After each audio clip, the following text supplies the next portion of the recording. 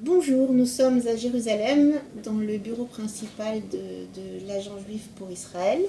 Je me présente, Edwige Chekroun de l'association AMI, et je vais vous parler du sujet des retraites en Israël.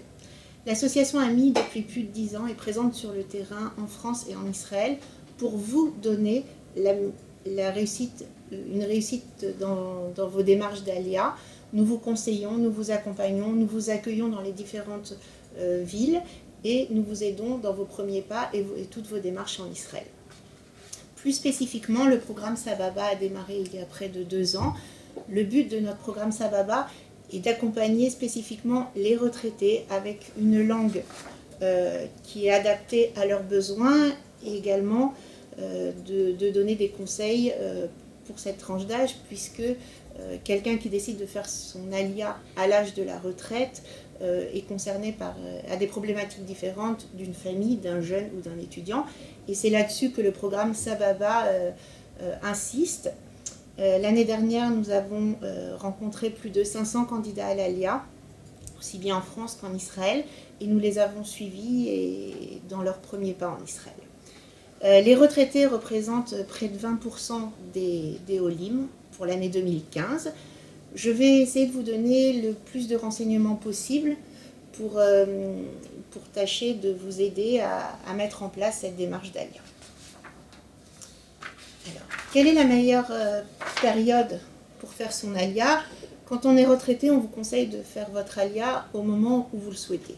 Il n'y a pas de problématique avec l'année scolaire, il n'y a pas de problématique avec l'année civile, il n'y a pas de problématique avec l'année juive. Le mieux est de faire au moment où vous êtes prêt, au moment où vous sentez que vous êtes disponible pour faire votre alia. Il n'y a pas besoin de le faire spécialement au milieu d'été où il y a énormément de familles et d'enfants, etc.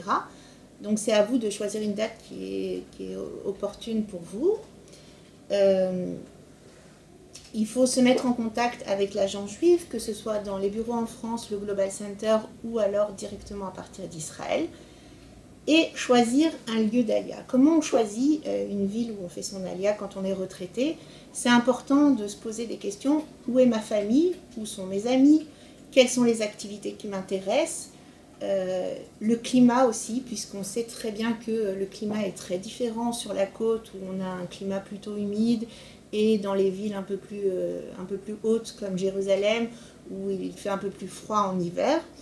Il faut aussi réfléchir, si vous n'êtes pas motorisé, à un lieu d'habitation qui soit pratique au niveau des transports en commun, de ce qu'on appelle les stations centrales, Tahana Merkazit, que vous puissiez vous déplacer selon vos besoins, vos envies et votre disponibilité. Il faut aussi s'interroger sur le coût du logement, puisque selon les villes, selon les quartiers, selon le type d'immeuble que vous allez choisir, les loyers peuvent être très variables.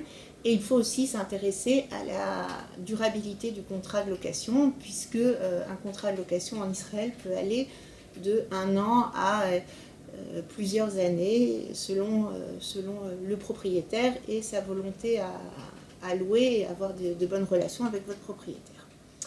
Et puis, quand on est retraité, on sait très bien qu'on ne va pas déménager plusieurs fois de suite, donc c'est important de se projeter aussi quelques années après, où est-ce qu'on a envie d'être, où est-ce qu'on a envie de s'installer en Israël. Éventuellement rejoindre une communauté qu'on connaît, éventuellement rejoindre un groupe d'amis avec qui on a envie de tisser des liens, éventuellement des activités. Si vous êtes fan de mer et de sport nautique, il est intéressant de s'installer plutôt dans une ville côtière. Voilà. Ça, c'est pour la partie choix de la ville. Nos conseillers du programme Sababa sont à votre écoute. Nous avons des représentants dans la plupart des grandes villes d'intégration en Israël. Vous pouvez nous contacter, je vous donnerai les coordonnées à la fin de cette conférence, et vous pourrez être conseillé personnellement selon vos besoins, vos envies, vos désirs, pour trouver l'endroit qui vous correspondra le plus en Israël. En ce qui concerne la retraite, pour les gens qui sont déjà retraités, vous continuerez à toucher votre retraite tous les mois avec vos complémentaires. Nous conseillons de continuer à toucher votre retraite sur un compte français et de faire passer par vous-même l'argent en Israël. Il y a aussi une possibilité de voir avec votre caisse de retraite que l'argent soit directement versé en Israël, mais d'expérience, d'après le groupe des retraités que nous suivons depuis plusieurs années, ça prend plus de temps et les dates sont moins fixes quand vous continuez à toucher votre retraite en France. En ce qui concerne les aides du gouvernement israélien, si vous arrivez avant l'âge de 62 ans, vous pourrez prétendre, quand vous aurez atteint l'âge de la retraite israélienne, à une allocation vieillesse. L'âge de la retraite israélienne, 64 ans pour les femmes, 67 ans pour les hommes, pardon. Ces données sont valables à la date où je vous les donne, c'est-à-dire on est en janvier 2016. Pour ceux qui n'ont jamais vécu en Israël, vous aurez droit au panier d'intégration du ministère de l'intégration et vous aurez évidemment accès aux soins médicaux comme tout citoyen israélien et ce dès le jour de votre arrivée, si ce n'est pour les gens qui ont déjà vécu en Israël, et là il faudrait contacter les personnes ou de l'agence juive ou du ministère de l'intégration, et bien sûr toujours vous pouvez nous contacter afin que nous voyions ensemble chacun des cas particuliers. Les impôts. C'est important de préciser que toute personne paye les impôts là où elle passe à l'endroit où elle passe le plus de temps. C'est-à-dire à partir du moment où vous vivez plus de 6 mois à un endroit, plus de 181 jours par an, c'est l'endroit où vous devrez payer vos impôts. Les nouveaux immigrants sont exonérés pendant 10 ans d'impôts. Ça encore, ce sont des cas particuliers. Nous pouvons vous renseigner chacun selon son statut par rapport aux impôts français, par rapport à la loi israélienne.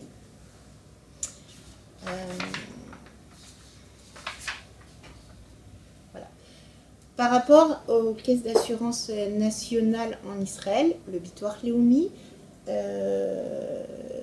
pour le nouvel immigrant, quelqu'un qui n'a jamais vécu en Israël, les cotisations sont gratuites les 12 premiers mois. À partir du 13e mois, il faudra cotiser par vous-même par mois. Et lorsqu'on parle d'un couple, c'est le mari qui va payer pour le couple. Mais encore une fois, nos conseillers sont là dans les villes pour vous renseigner selon votre cas, etc.